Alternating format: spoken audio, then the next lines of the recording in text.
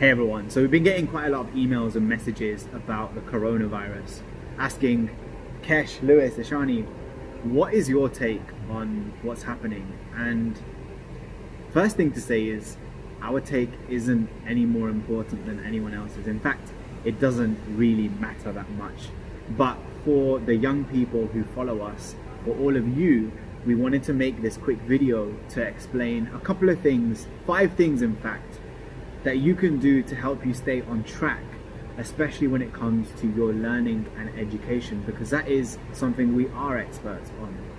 So what was the statement that you were thinking of? Well, we said we want to make it very simple, something that you guys will be able to remember. So the 5 things that we're going to give you actually make up the acronym of OWNER. So what we want you to remember is, don't get excited about the corona because you are the owner. Yeah, so we're going to take you through those 5 things real quick. So should I start, guys? Yeah. Fantastic. So the O in owner actually stands for open your mind. Open your mind. This is an opportunity not for you to complain, but actually to start to think critically and reflect on what are your personal standards of hygiene at the moment. Now, this is not to say that you have to go and have conversations with your friends about how many times a day you shower, or your normal way of keeping your house and your room clean, but you will know in your heart of hearts if you're doing everything that you can in order to ensure that your personal hygiene and that of those around you is ensuring that everybody is maintaining the levels of cleanliness that's required to try and alleviate the spread of this virus in the best way possible. And the same goes for how you think about your immune system, because we all have things that we can be doing on a day-to-day basis, whether it be the foods that we're eating, the way that we exercise, to ensure that we are actually keeping our immune system as strong as possible, therefore meaning that hopefully we can't be affected by this particular virus. And so that's our first thing, which is to open your mind so you can start to think critically and reflect on your own actions. The next one from owner is W, that's widen. So widen your scope. In these times of uncertainty and fear, we tend to narrow our scope and vision, only focusing on ourselves. And it leads to the greed. We see it now with people hoarding all these ingredients and going shops, all the stores and aisles are empty. People only kind of focusing on themselves. Instead, this is a time to widen your scope and thinking, what can I do to help others? How can I support people around me? There are some ages or people who are more vulnerable. What can I do? Particularly as young people, we're less likely, or we're more able to do things in these situations. So trying to think, what is it that we can do to widen our scope? So the N in owner is for nerves. The stress of the uncertainty.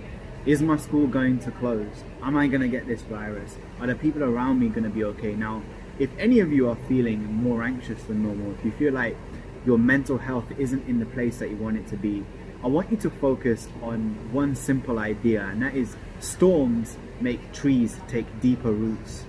So with this virus, whatever's going on right now, find a way to manage your nerves and your stress, and also think about what's going to happen next. So don't think positive. I want you to actually think negative. So what are the potential outcomes? Well, school could carry on as normal.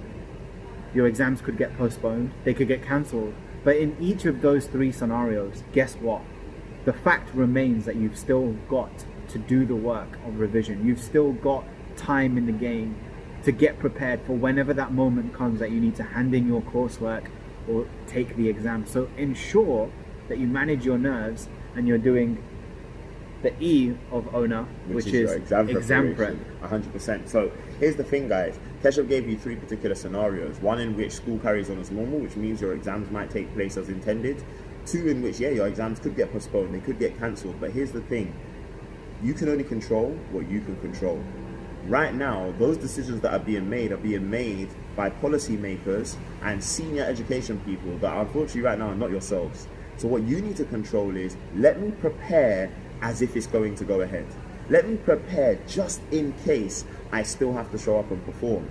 So what does that mean? That means, unfortunately, if your school is closed but your exams are going to go ahead, you may not necessarily have the resource of being able to go to your teacher and say, I need help with revision, because you're not in the school building on a day-to-day basis. So what does that mean? That means that you're going to need to go even harder to identify the revision resources that work best for you during this time period in order for you to stay consistent.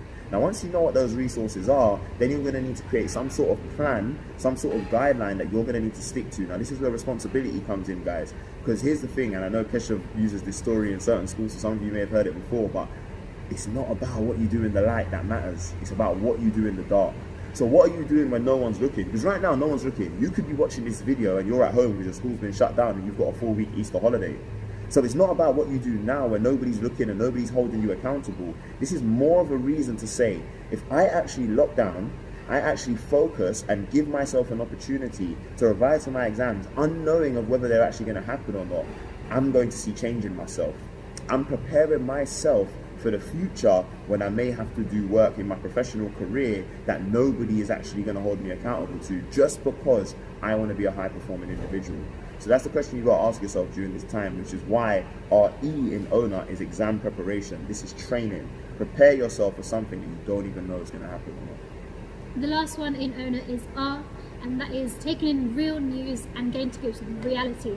It's really important at this time. There's a lot of information coming up from all angles, and making sure you're being really selective and critical with where are you getting your information from, who are you listening to, and is it the right source.